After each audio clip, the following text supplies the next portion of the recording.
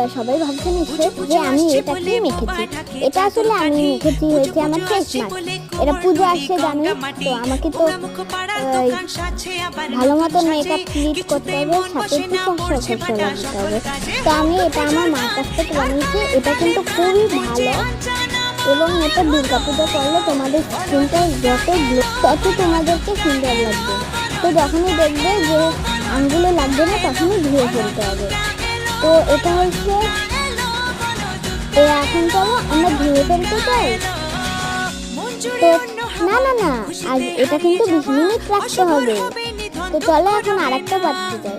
তো এরকম করে করে তারপর ধুয়ে ফেলতে হবে। আমি জল দিয়ে করছি, আর তোমরা লাইক সাবস্ক্রাইব করো। তারপর মুখে আমরা এই ভিডিওটিকে শেষ করছি। Bye bye.